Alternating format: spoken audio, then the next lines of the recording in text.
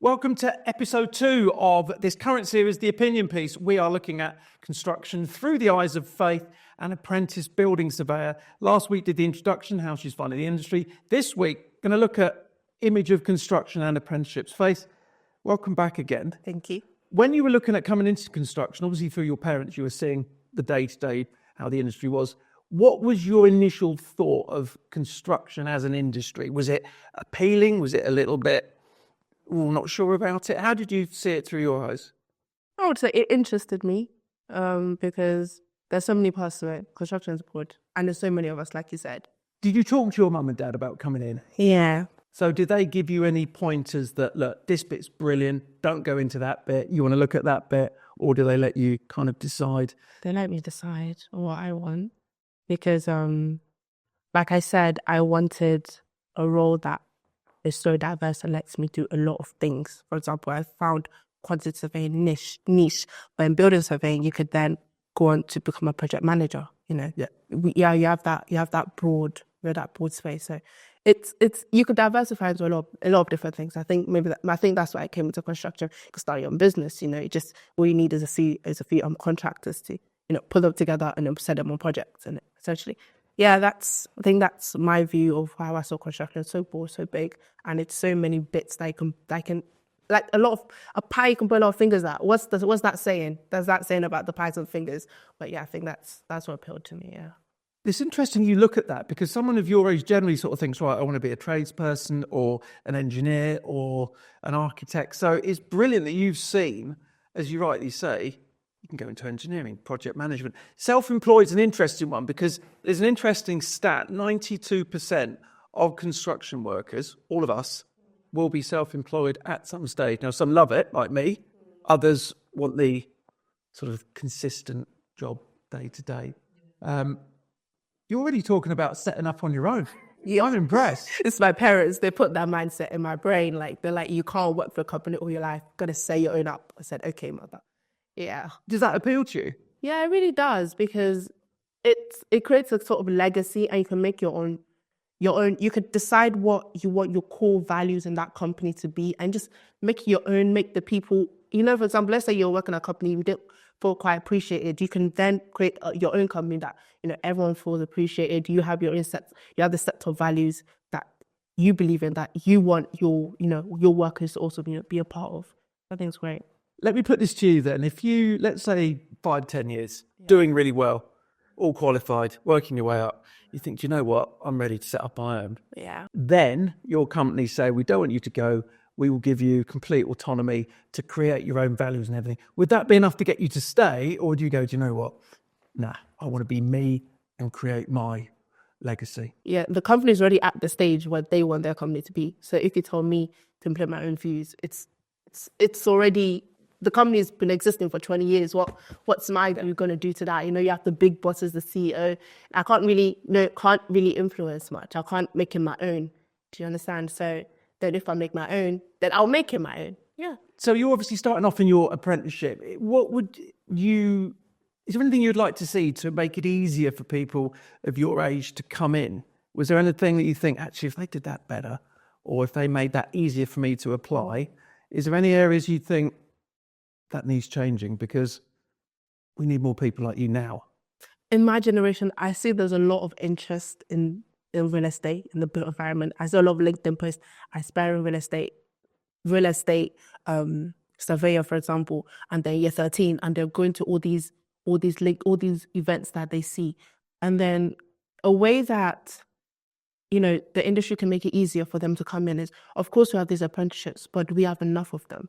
I understand, there's funding, then maybe funding issues, but to get these people in, there's a lot out there. You have a big crowd. There's a lot of demand, just not enough supply. Some people apply to 20 apprenticeships and not get into any. That's just how the system works. And they might be brilliant on paper.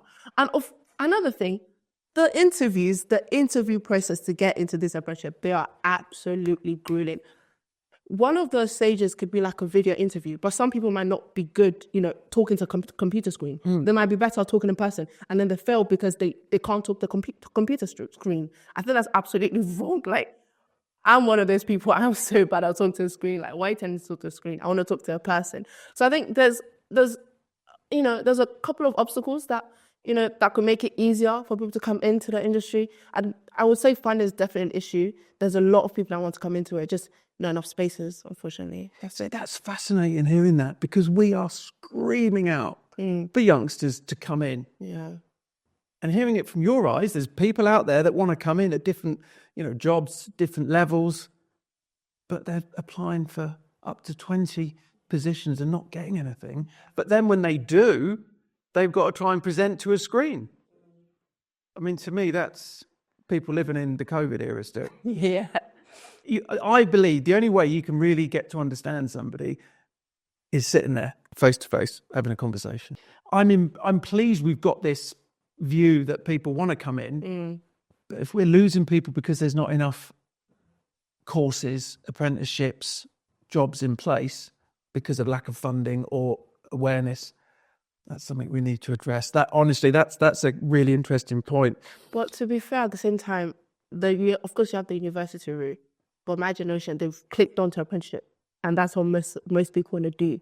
So because then if there's no supply for it, then they can't go into it. Some people then they're forced to go into university. They want to come out, they're forced to get a job. Then they kind of get, things doesn't get pleasant for pleasant for some people when they've tried to do apprenticeship, they can't get in, then have to go to uni, then have to look for a grad job. I mean, there's that. I mean, a grad job is also an alternative. I think I've seen a lot of. I'd definitely say there's more grad opportunities than there is apprenticeship opportunities, but a lot more people want to do apprenticeship. That's why you have the disconnect. But you're learning on the job. Yeah. So in 3, 4, 5 years, however long your apprenticeship is, you've got that as experience working out there, not sitting on video calls or classrooms or virtual stuff. Yeah. Because the school system, in my opinion, I don't know what your school said to you, but most of the ones we've spoken with have said, they kind of say, go to university to succeed in life. Yet you're proof. Apprenticeships are a fantastic way of getting into a role. What was your message from school? What did they say to you? Was it university? Were they trying to push most of you that way? I think there was a handful of us that wanted to do an apprenticeship, and we made that aware because we had to fill out questionnaire forms. So they knew who wanted to do an apprenticeship. But in regard of the apprenticeship in construction, there was a bit of, why do you want to go into construction? Because when I said engineering or construction, they were all like, yes, go into engineering. And then construction, they're a bit more, why do you want to do that? So there was a bit of friction, but here we are. Why do you think that was? Because it's interesting. When I was at school, God, when was that? 80s, very early 90s. We were told go to universities to succeed. And sadly, my kids who are 10 and 12 are told the same.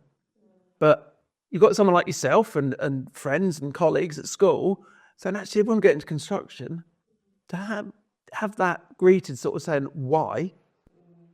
Do you think it's an old school system stuck in their ways about university or, construction?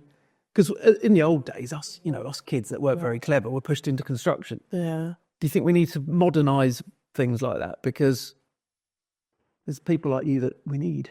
I guess I kind of know where they're coming from. The university is a safer option because there's news coming out that only about 50% actually graduate at the end of their apprenticeship and actually continue to work for the company. So I get where they're coming from, because I wouldn't want to say it's easier to pass if you're just doing university. You don't have any work stress, any work deadline. So I think they think that's the easier route. So maybe it's then easier to just tell everyone to just do that. But some people actually have the self-discipline, the vigor to actually go into apprenticeships. And I think I would like to say more schools should be encouraging it, but I don't know if they are encouraging it. I can't speak for that, because I can only speak for my own school. But I think my own school, I hope they should be encouraging it a bit more, because I think quite a few of us, I think about 5 of us went to an apprenticeship. So I hope they're encouraging it a bit more. Yeah. You're bang on. 50% of apprentices quit after the first year. After the first year? Oh, wow, that's bad. And there's obviously a lot of reasons why. I think when you're in an apprenticeship as a trade, you often, and I've seen it, sweep up, make the tea, clear the site. And you sort of think, I'm not here. Okay, I appreciate I've got to start at the bottom. That's where I started. But also I still want to learn. Yeah. And I think interesting hearing from your side that obviously it seems that the 5 or 6 of you kind of went, this is what I want. So you had to tell the school rather than them advising you. And are they the other 5 or 6 in construction as well, or different apprenticeships? No, different. We've got finance, software, and software developing. Those are the 2 I know of. Brilliant. So just to finish this week, it's not something I really want to dwell on because I think people often make this mountain out of a molehill. But what is your view on women in construction? Because my view, if we talk about it too much, it kind of separates it more than we need to. Yeah. We need more women in, 100%. I've been saying this for years. At the moment, numbers are slightly increasing, or depending where you look.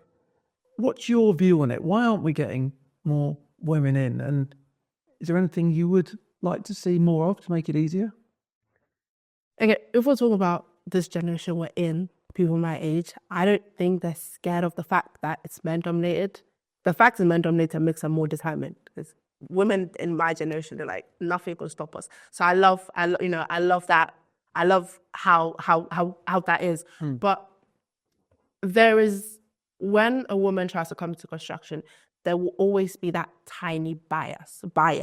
You go for a job interview, there might be a little bias over the mind. There just might be. In this world, you can't do anything without a little bias. Yeah, it has to happen. So, maybe women just have to work, 10 times harder, which is kind of sad. Which is kind of sad to hear. But I would say more women are definitely are more interested in construction than they are before. But it just depends if that unconscious bias stays. If you hire someone because they're a man, it's on your conscience. But I think there is interest in it. You just have to decide. Just have to not have the bias. Yeah. Well, my opinion is, I don't think it makes any difference, male, female, creed, colour, religion, if you work, you're welcome with open arms. That's what I've seen for the last 30 whatever years. Well, thank you for this week. I think we've covered the industry image and apprenticeships. We could probably talk more on that. Next week, we are going to talk about a very important subject, mental health. Me being an old man, nearly 50, Faith a lot younger. It'd be interesting to hear through her eyes how she sees it in construction.